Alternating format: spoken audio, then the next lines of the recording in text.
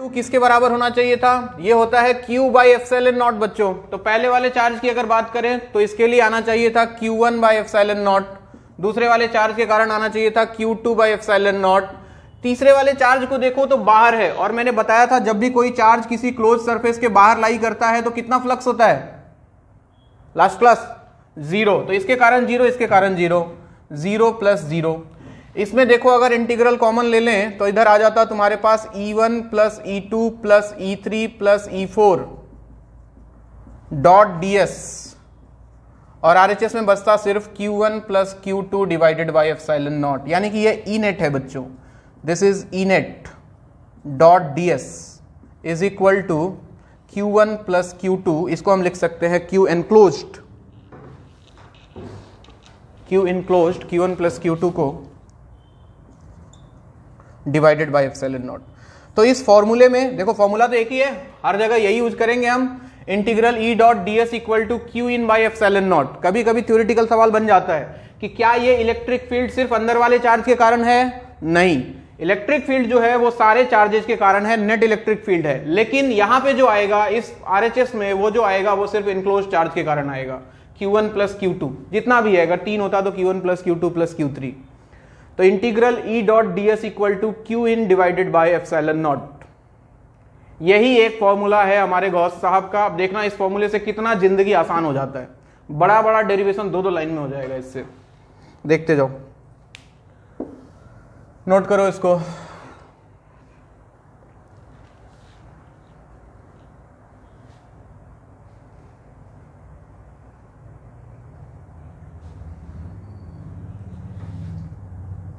क्या बोल रही है?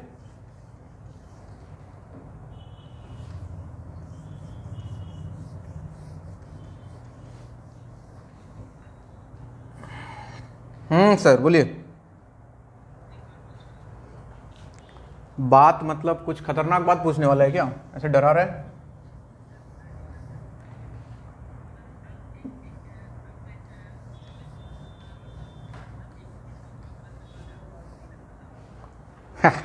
Good question, you are a good question.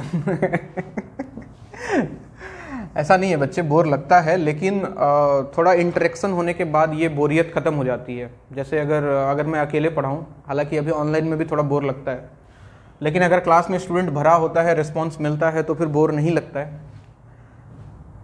हाँ, लेकिन अकेले अकेले अगर पढ़ाया जाए, हाँ, उससे क्या होता है, इंटरेक्शन बने रहने से थोड़ा मतलब सब्जेक्ट में इंटरेस्ट बना रहता है।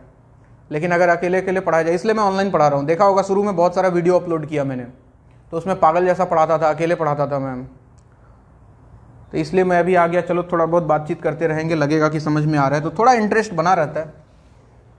बिल्कुल सही बात है, एक ही काम को बार बार करोगे बोर तो हो ही जाओगे। लेकिन हम यही मान के चलते हैं कि हमारे लिए बार बार है, तुम्हारे लिए तो पहली बार है।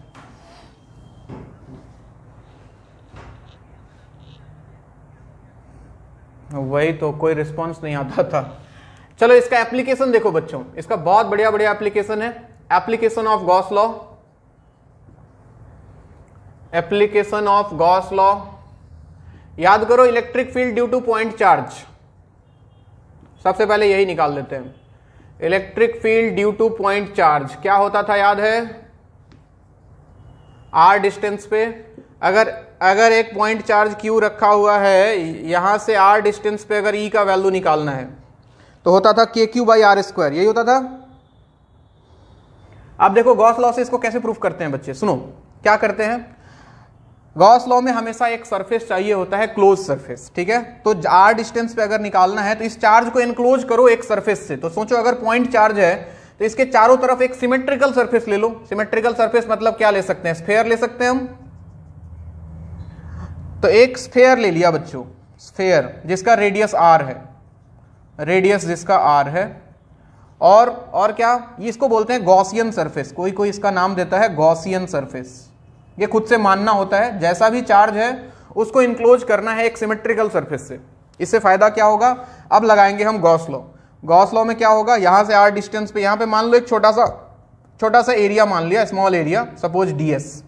तो इस एरिया वेक्टर का डायरेक्शन किधर होगा, बाहर की तरफ। क्या होगा, आउटवर्ड नॉर्मल बताया था। और इस पॉइंट पे इसके कारण इलेक्ट्रिक फील्ड का डायरेक्शन देखो तो वो भी इधर ही आएगा, क्या दोनों का डायरेक्शन सेम है? अब देखो गॉस लॉ से हमने पढ़ा कि integral of E dot D S must be equal to Q enclose divided by epsilon naught. अरे सही बात है। अब यहां पे देखो ई बाहर आ गया, इंटीग्रल डीएस इंटू दोनों के बीच का एंगल 0 था तो cos 0 equal to Q in, अंदर चार्ज क्या था Q divided by epsilon naught. ठीक, यानी कि E और इंटीग्रल डीएस का मतलब हो गया पूरा एरिया बच्चों, पूरा एरिया, छोटा छोटा एरिया मिलके कितना, पूरा स्फेयर का एरिया, यानी कि 4 pi r square cos 0 1 equal to Q by epsilon naught. इसको उधर उठा के भेज दो तो E का वैल्यू मिल जाएगा Q by 4 pi epsilon naught are square, और इसी को तो K बोलते थे, याद है, 1/4 पाई एप्सिलॉन नॉट को। तो E का वैल्यू आ गया KQ divided by R square. तो एक ही चीज अप्लाई करेंगे बार बार, यही है, हर बार यही आएगा। अब इसके लिए एक क्लोज सरफेस मानना होगा, और वो सरफेस कैसा मानना है वो इंट्यूशन से फील आएगा आपको। चार्ज को एनक्लोज करना है सिमेट्रिकली। एक लाइन नीचे जरूर लिख लेना, it is highly applicable for symmetrical surfaces. It is highly applicable for symmetrical surfaces. It is highly applicable for symmetrical surfaces.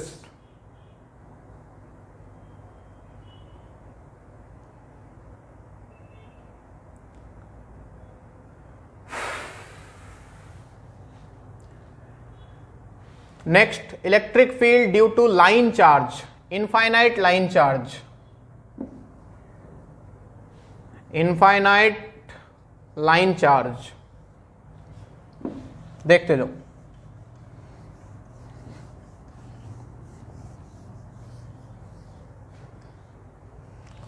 ये है बच्चों एक लाइन चार्ज है जिसके ऊपर मान लो कि चार्ज डेंसिटी कुछ दिया रहेगा। इनफाइनाइट का मतलब ये बहुत लंबा है, नीचे भी बहुत, ऊपर भी बहुत। ये सवाल मैंने इलेक्ट्रोस्टेट में कराया था, किसी को याद है क्या इलेक्ट्रिक फील्ड क्या होता था? इसके कारण अगर डी डिस्टेंस पे इलेक्ट्रिक फील्ड कोई पूछे तो कितना होता था, किसी को याद है क्या?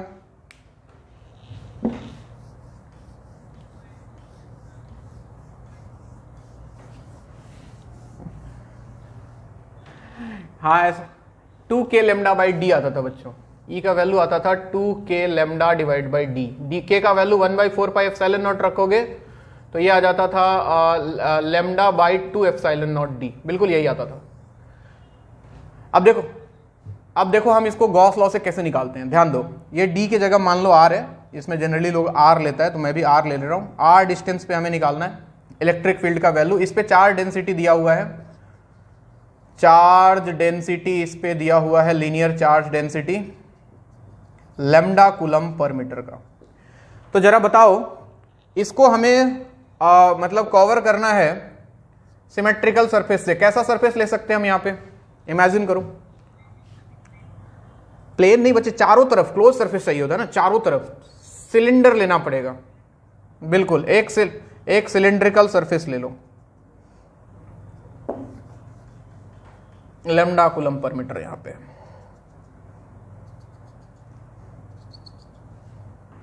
ऐसा एक सिलिंड्रिकल सरफेस ले लिया, इसका कुछ लेंथ मान लो L है सिलेंडर का, क्योंकि ये तो इनफाइनाइट लेंथ का है तो हमने इसका एक लेंथ लिमिटेड कर लिया L। अब ध्यान देना बच्चों, अब इस सरफेस से इलेक्ट्रिक फ्लक्स के लिए अगर गॉस लॉ लगाया जाए तो सबसे पहले इस पॉइंट पे आओ। एक छोटा सा एरिया माना हमने, सपोज ds, और एरिया का डायरेक्शन देखो तो नॉर्मल आउटवर्ड इधर की तरफ, और इसके कारण इलेक्ट्रिक फील्ड का डायरेक्शन देखो तो फिर से वही, दिस इज E या फिर DE, जो बोलना है बोलो, इलेक्ट्रिक फील्ड का डायरेक्शन। तो हम क्या देख रहे हैं, अकॉर्डिंग टू गॉस लॉ हमने पढ़ा surface integral of E dot ds is equal to what Q in by epsilon naught. Imagine करके देखो क्या हर एक पॉइंट पे E का वैल्यू सेम ही रहेगा? अरे सबका डिस्टेंस तो उतना ही है। उधर देखो, इधर देखो, हर डायरेक्शन में देखो, एक सिलेंडर के चारों तरफ r डिस्टेंस पे इलेक्ट्रिक फील्ड का वैल्यू तो सेम ही रहेगा ना बच्चों। तो ये और E और ds के बीच का एंगल 0 है तो E बाहर आ गया, इंटीग्रल ds बचा into cos 0 equal to Q in. सबसे इंपॉर्टेंट चीज बताओ, इसमें चार्ज कितना है अंदर? Lambda coulomb per metre charge density है, तो इसका लेंथ हमने L माना है बच्चों। कितना लेंथ माना है? L। तो इसके ऊपर चार्ज कितना होगा? Lambda into L। बहुत सही, डिवाइडेड बाय एप्सिलॉन नॉट। देखते जाओ, तो E इंटू कॉस 0 तो 1 हो गया। अच्छा, इंटीग्रल ds, इसका सरफेस एरिया बताओ सिलेंडर का। अरे बोलो 2 पाई RL, बिल्कुल ये आ गया तुम्हारा surface area. ds, integral ds का value equal to lambda into L divided by epsilon naught. देखो इनको उधर भेज दो, L से L उड़ गया, तो इलेक्ट्रिक फील्ड का वैल्यू आ गया lambda divided by 2 pi R into epsilon naught. देखो सेम ही चीज आया क्या? सेम ही आया ना? तो कुछ गड़बड़ हुआ? पाई कहाँ गया? वह यहाँ पाई छूटा हुआ है। हाँ ठीक है, तो हम इसको ये भी लिख सकते हैं बच्चों, E इक्वल टू, इसको ऐसे भी लिखा जा सकता है 2k lambda divided by R। अगर अगर ऊपर नीचे 2 से मल्टीप्लाई कर दे तो 1/4 पाई एप्सिलॉन नॉट k बन जाएगा, तो 2k lambda divided by R। Note करें।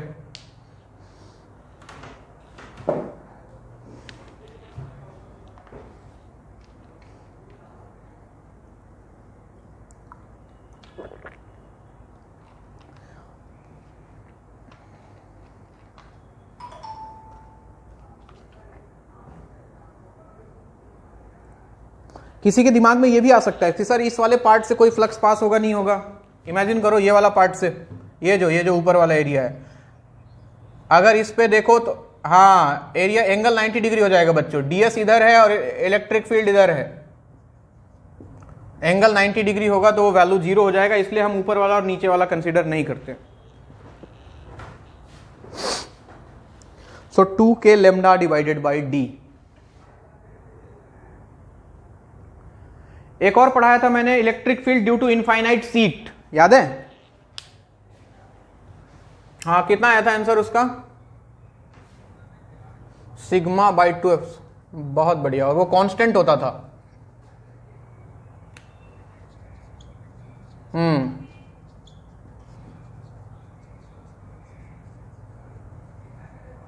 तो third is electric field due to infinite sheet uniformly charged. लिखते जाओ।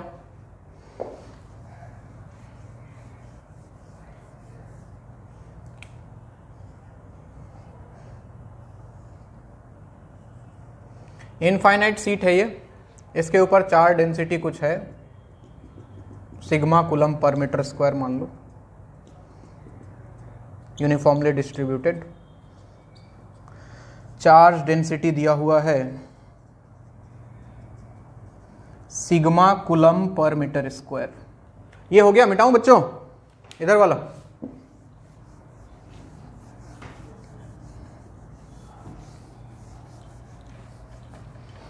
अब देखो sigma by 2 epsilon naught proof करना है। कैसे करना है? देखो मान लो कि इसका एक छोटा सा एरिया ले लो, इसमें क्या ले सकते हैं? सबसे बढ़िया तो एक ऐसा ले लो एरिया, इमेजिन करो।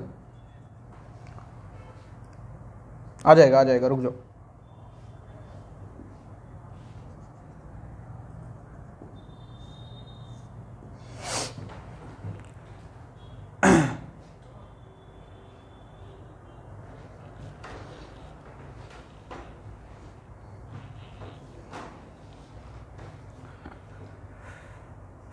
हमने एक ऐसा पाइप मान लिया है बच्चे, हॉलो पाइप, समझ रहे हो? ऐसा।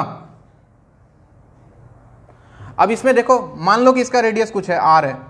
लेट अस अज्यूम कि इसका रेडियस ले लिया r। अब इमेजिन करो इसके कारण इधर जो होगा, यहां पे कुछ एरिया एक छोटा सा अगर ले लिया जाए, ds एरिया, तो ये इसका एरिया का डायरेक्शन dx का, और इलेक्ट्रिक फील्ड का डायरेक्शन इधर ही है। सिमिलरली इधर भी होता, ये पॉजिटिव चार्ज है तो इधर जाता, यहाँ पे अगर तुम एरिया मानते तो इधर होता इसका ds का डायरेक्शन, और इधर ही होता बच्चों इलेक्ट्रिक फील्ड का डायरेक्शन। बोलोगे सर ये बाहर वाले में क्या होगा? फिर से वही कॉन्सेप्ट आ जाएगा। अगर तुमने एरिया माना तो इधर जाएगा ds का डायरेक्शन और इधर जाएगा इलेक्ट्रिक फील्ड का डायरेक्शन, जो कि एंगल 90 डिग्री हो जाएगा। तो हमें कंसीडर करना होगा खाली ये वाला पोर्शन और ये वाला पोर्शन। तो फिर से according to Gauss law, surface integral E dot ds is equal to Q enclose divided by epsilon naught. ठीक, इस बार देखो इस वाले सरफेस के कारण और इस वाले सरफेस के कारण, तो क्या मैं इसको लिख सकता था? वैल्यू तो सेम ही होगा। अगर मैं इसको लिख देता ई डॉट ds, इधर देखो, क्या मैं इसको 2 टाइम्स लिख दूं क्या सीधा? इसके कारण भी देखो सेम ही है, इसके कारण भी दोनों के बीच का एंगल 0 है, ई और ds के बीच का, इसके कारण भी ई और ds के बीच का एंगल 0 है। तो अगर मैं ऐसा लिख दूं दोनों के कारण e into d s into cos 0 plus E into d s into cos 0 equal to Q enclosed, बताओ इसके अंदर चार्ज कितना होगा बच्चों? इसका एरिया कितना? Pi r square into sigma, ये हो गया चार्ज इनक्लोज्ड। अरे sigma coulomb per metre square है, यानी कि पर यूनिट एरिया में सिग्मा कूलम का चार्ज है, तो पाई आर स्क्वायर एरिया में कितना? Sigma into pi r square divided by epsilon naught. अरे सही लिख रहा हूं? तो यहां पे अगर ध्यान दो तो ई ds यहां पे इंटीग्रल है, इंटीग्रल ds, तो ये 2 टाइम्स बन जाएगा e, और इंटीग्रल ds को अगेन पाई आर स्क्वायर लिख दिया जाए क्या? इंटीग्रल ds का मतलब क्या? यही वाला एरिया पूरा, यानी कि pi r square equal to pi r square into sigma divided by epsilon naught. Pi r square गया, e का वैल्यू कितना दिखा? Sigma divided by 2 epsilon naught. तो ये वैल्यू है बच्चे इनफाइनाइट सीट के कारण, और सबसे मजे वाली बात ये थी कि ये कांस्टेंट आता था वैल्यू। कांस्टेंट मतलब उसके आसपास तुम चले जाओ तो वैल्यू हमेशा सेम मिलेगा, यानी कि अगर ये बोर्ड को हम इनफाइनाइट सीट मान लें तो इससे यहां निकालें तब भी वही आएगा, यहां निकालें तब भी वही आएगा, यहां निकालें तब भी वही, यहां निकालें तब भी वही, and value will be sigma divided by 2 epsilon naught.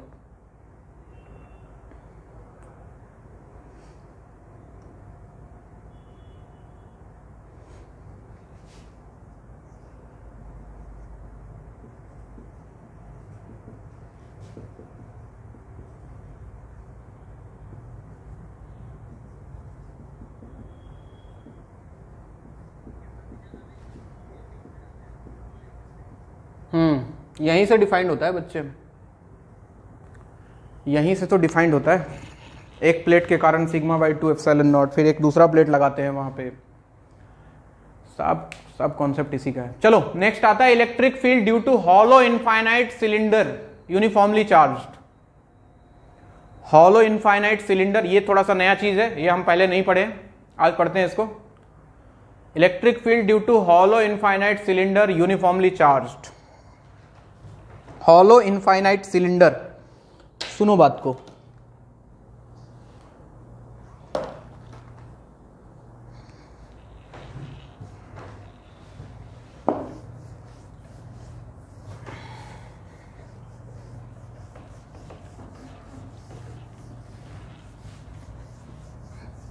देखो जी, हॉलो इनफाइनाइट सिलेंडर यानी कि एक हॉलो सिलेंडर है ऐसा कुछ, और ये इनफाइनाइट लेंथ का है। इनफाइनाइट लेंथ कहने का मतलब इसके ऊपर भी है और ऐसे नीचे भी है, ऐसा कहानी है।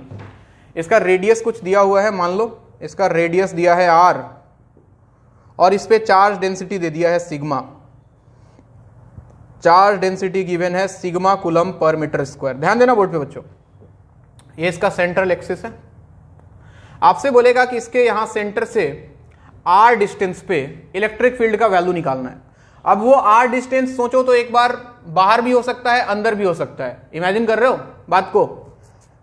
तो सबसे पहला केस मैं ले रहा हूं जब बाहर निकालना है मुझे, यानी कि यहां से r डिस्टेंस पे कोई एक पॉइंट है P, यहां पे मुझे इलेक्ट्रिक फील्ड का वैल्यू निकालना है। तो पहला केस मैं ले रहा हूं केस 1, जब r का वैल्यू ग्रेटर देन r है, यानी कि सिलेंडर के बाहर। अब ध्यान से सुनना, रिजल्ट पुराना ही आएगा, कुछ नया नहीं आएगा। इसको कवर करना है हमें, इस पॉइंट को कवर करने के लिए फिर से क्या हमको एक सिलेंडर लेना चाहिए। तो r रेडियस वाला हमने एक सिलेंडर ले लिया ऐसा, और इसका कुछ लेंथ हम अपनी मर्जी से मान लेते हैं l। अब जरा सोचिए, इसके कारण यहां पे छोटा सा एरिया मान लो कि ds, तो ये रहा उसका डायरेक्शन, और इसके कारण इलेक्ट्रिक फील्ड का डायरेक्शन भी सेम। तो according to Gauss law, integral E dot ds must be equal to Q enclose divided by epsilon naught. सुनते जाना, E डॉट ds, E तो बाहर ले लो, इंटीग्रल ds के बारे में क्या ख्याल, कितना होता है इसका सरफेस एरिया गॉसियन सरफेस का? क्या फिर से वही 2 पाई RL। इंटू cos 0 1 हो गया, Q इनक्लोज। बताओ जरा इसमें कितना चार्ज मिलेगा इस वाले एरिया में? ये जो सिलेंडर है जितना तुमने कवर किया है, अंदर कितना चार्ज है? चार्ज डेंसिटी था सिग्मा, यानी कि सिग्मा मल्टीप्लाइड बाय इसका सरफेस एरिया कितना होता है बच्चों सिलेंडर का? इसका रेडियस r है 2 पाई RL, तो 2 पाई कैपिटल R सिलेंडर का radius into L divided by epsilon not. देखते जाओ कौन कौन उड़ा, 2 पाई L शहीद। तो मेरे पास आ गया E का वैल्यू, इस स्मॉल r को अगर उधर भेज दूं तो sigma into R divided by epsilon not into R। क्या ये आता? अब देखो, अब इसको हम कन्वर्ट कर रहे हैं K के टर्म में। मैं चाहता हूं कि इसका वैल्यू K के टर्म में मुझे मिल जाए। तो सिग्मा का मतलब क्या होता है बच्चे? सिग्मा का मतलब होता है चार्ज डिवाइडेड बाय एरिया। अरे यही ना, चार्ज पर यूनिट एरिया। चार्ज को अगर Q मान लूं और इसका एरिया कितना था बच्चों? 2 पाई RL सिलेंडर का, 2 पाई RL। क्या मैं Q बाई L को K बोल सकता हूं? Charge per unit length, sorry lambda बोल सकता हूं इसको। अरे लीनियर चार्ज डेंसिटी, तो इसके जगह पे आ गया लेमडा। तो सिग्मा का वैल्यू होता है बच्चों lambda divided by 2 pi R।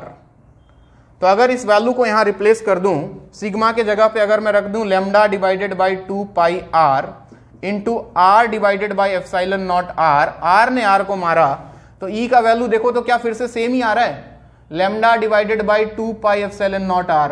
Check करो तो वो जो लाइन चार्ज वाला आया था कहानी, याद करो लाइन चार्ज, क्या सेम ही आया? और सेम आना भी चाहिए था, क्योंकि जब पॉइंट सिलेंडर के बाहर है तो ये तो उसके लिए उतना ही चार्ज रहेगा जितना लाइन पे था। अरे रहेगा नहीं रहेगा? तो इस सरफेस के अंदर चार्ज तो बच्चे उतना ही रहेगा, इसलिए रिजल्ट भी हमारा बिल्कुल वही निकल के आया है, lambda divided by 2 pi epsilon naught R। किसी को कोई कंफ्यूजन इसमें नहीं है तो नोट करो पहले।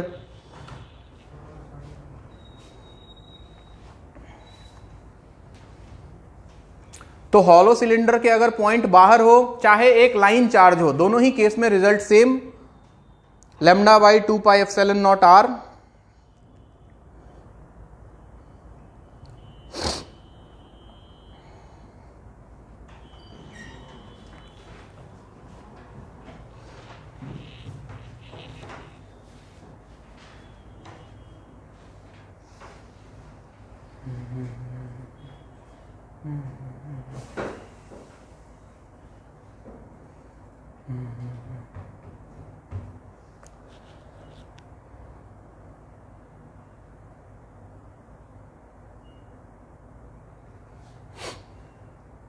तो दोनों केस को बिल्कुल एक नजरिए से देखना है हमें कि चाहे लाइन चार्ज हो चाहे हॉलो सिलेंडर हो, अगर सिलेंडर के बाहर कोई पॉइंट है R डिस्टेंस पे, तो इसका रिजल्ट वही आएगा जो एक इनफाइनाइट लाइन चार्ज के कारण आया था R डिस्टेंस पे, and that is lambda by 2 pi epsilon naught R। अब दूसरा वाला केस तुम लोग खुद से चाहो तो एज्यूम कर सकते हो। केस 2, अगर R का वैल्यू लेस देन R हो जाए, यानी कि सिलेंडर के अंदर की बात कर रहा हूं मैं,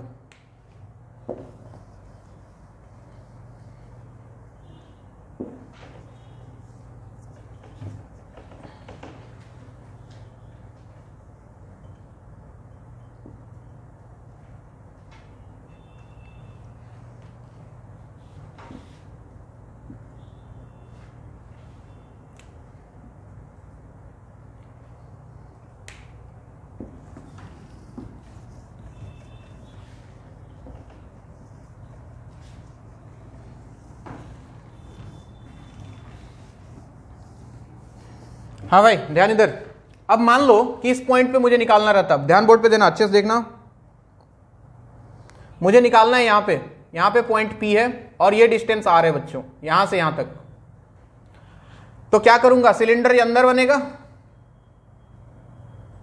इसको कवर करूं तो ऐसा कुछ सिलेंडर बनता है। इस बार ये है गॉसियन सरफेस अंदर जो दिखाई दे रहा है।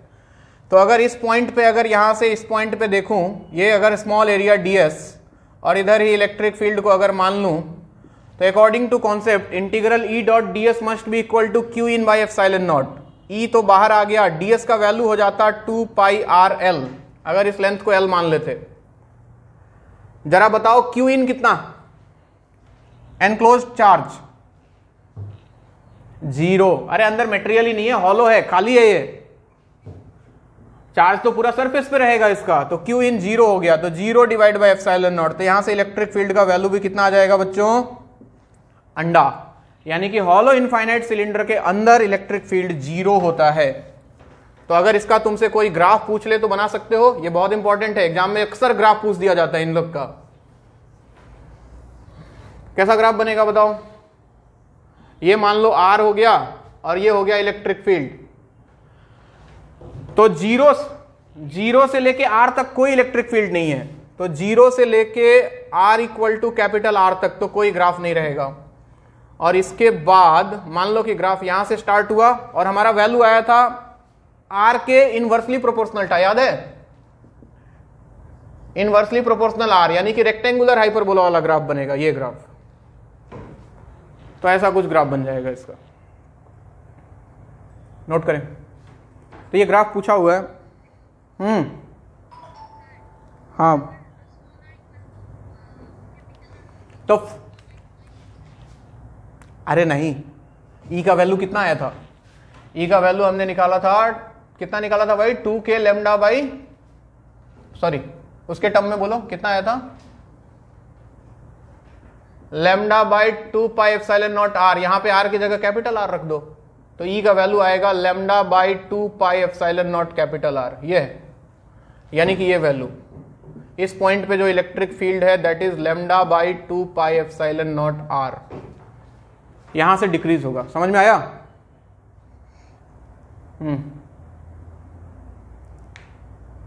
हाँ, सिग्मा के टर्म में कन्वर्ट करो तो कितना आ रहा है, sigma by epsilon not,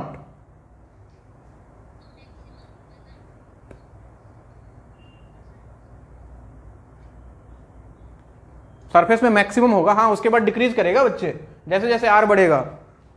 inversely proportional to are का मतलब क्या है, जैसे जैसे यहां से डिस्टेंस बढ़ेगा इलेक्ट्रिक फील्ड का वैल्यू डिक्रीज करता जाएगा, और जब आर का वैल्यू इंफिनिटी होगा तब इलेक्ट्रिक फील्ड जीरो होगा। नोट करो, एक और केस पढ़ते हैं, due to solid infinite cylinder.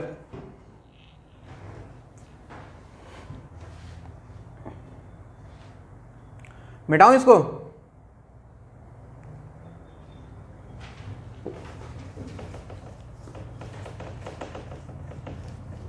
ये फिर गलत मार्कर उठा लिया मैंने।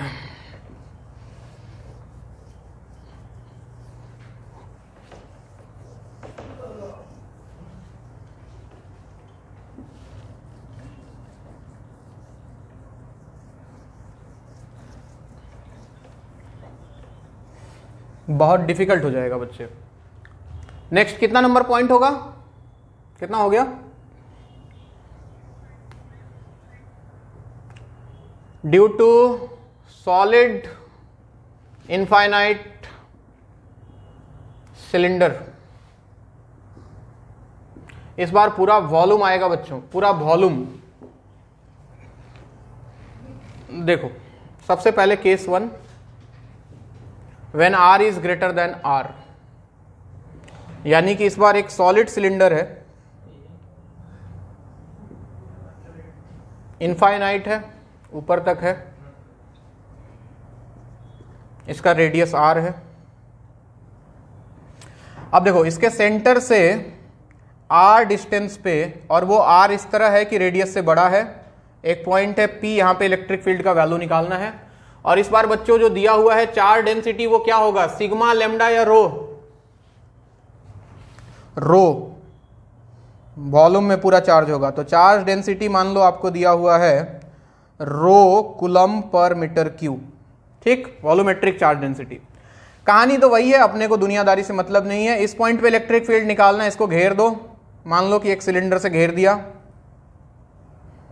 गॉसियन सरफेस जिसको हम बोल रहे हैं, और सिलेंडर का कुछ लेंथ मान लिया हमने L, हमने लगाया गॉस लॉ।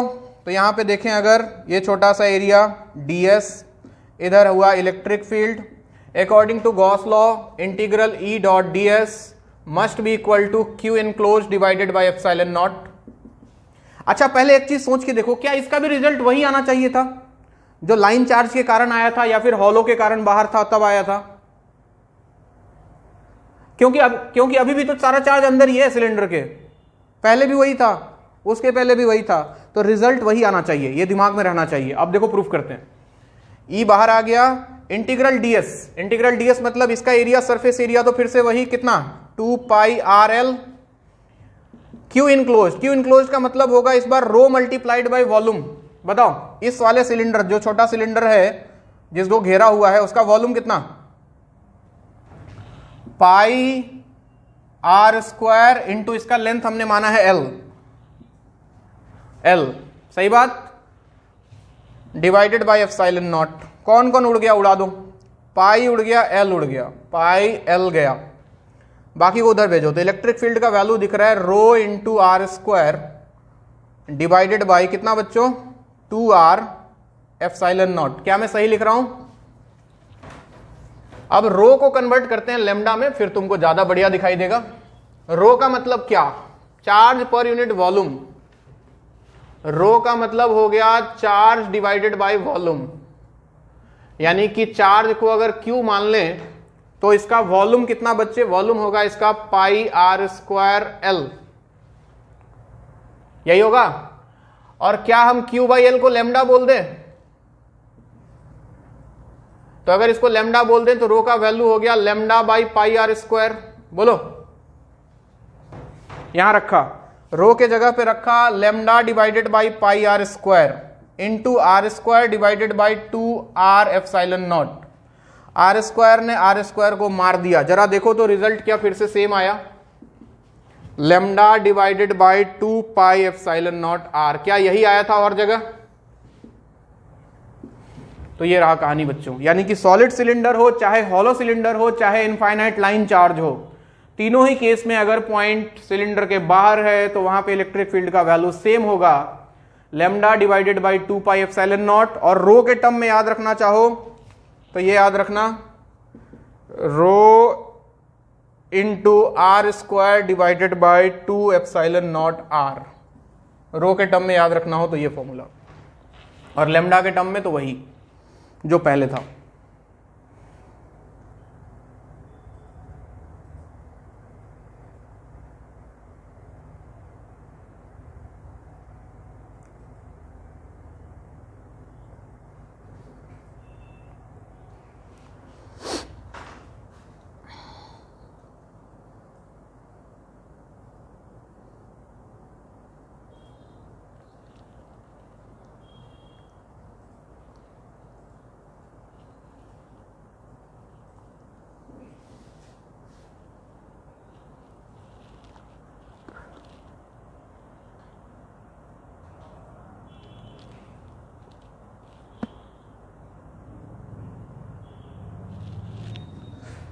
हाँ भाई, हो गया क्या?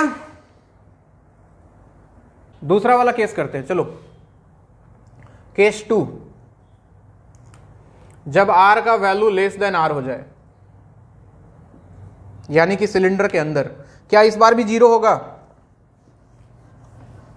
नहीं होगा 0, क्योंकि इस बार चार्ज हर जगह है, अंदर भी चार्ज है।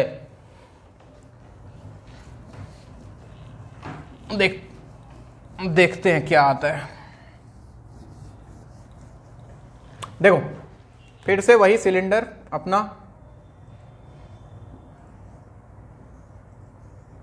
इनफाइनाइट है, ये इसका एक्सिस, यहां से मान लो r डिस्टेंस पे ये वाला पॉइंट है। हमने इसको कवर किया एक सिलेंडर से, अंदर ही अंदर, इसका लेंथ मान लिया है l। देखते जाना बोर्ड पे। यहां पे आओ, इस वाले पार्ट पे मान लो ये छोटा एरिया ds, और मान लो इधर electric field E। According to Gauss law यहां तक तो कहानी बिल्कुल सेम, E बाहर ds। बताओ इसका सरफेस एरिया, इस छोटे वाले सिलेंडर का सरफेस एरिया कितना,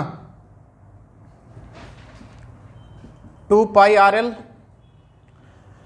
अब बताओ इस वाले पार्ट में, यानी कि इस छोटे वाले सिलेंडर के अंदर चार्ज कितना, रो मल्टीप्लाइड बाई इसका वॉल्यूम, रो मल्टीप्लाइड बाई इसका वॉल्यूम कितना बच्चों, pi r square, small r square into L.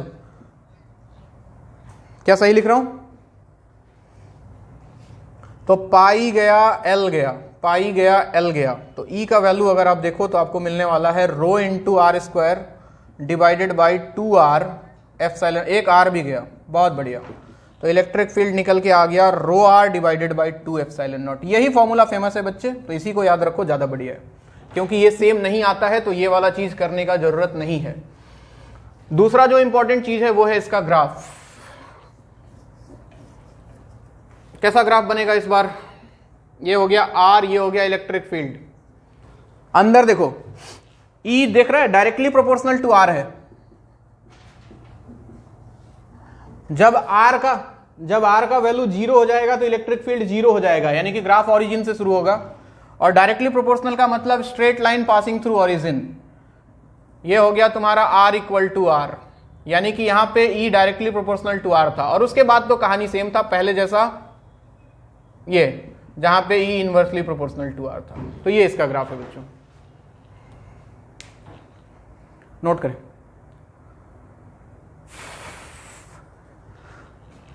तो ये सारे रहे गॉस लॉ के एप्लीकेशन, जिसमें लाइन चार्ज आया, इनफाइनाइट सीट आया, पॉइंट चार्ज आया, हॉलो सिलेंडर आया, सॉलिड सिलेंडर आया। अब इसके बाद आएंगे हॉलो स्फेयर, सॉलिड स्फेयर। उसमें बहुत सारा कहानी है, hollow non conducting, solid non conducting, solid conducting.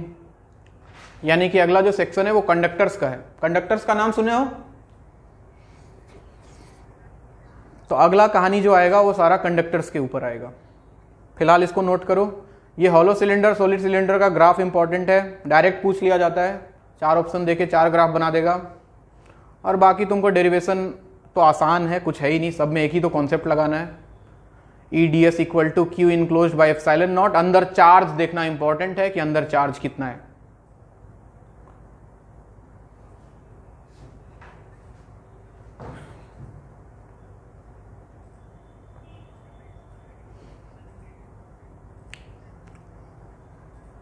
क्या आ गया था बोर्ड में? कुछ और आ गया था क्या इस साल?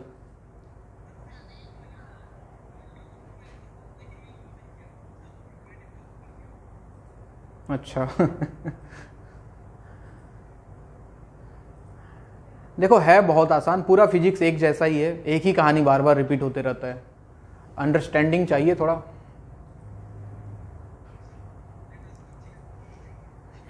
थोड़ा एज्यूम्सन चाहिए बढ़िया वाला। बाकी तो मैथमेटिक्स है, फिर कैलकुलेशन आ जाएगा, उसके बाद तो फिजिक्स कहाँ। ये फिजिक्स का एक लाइन यूज होता है बार बार, बाकी तो मैथ है, सब मैथ है।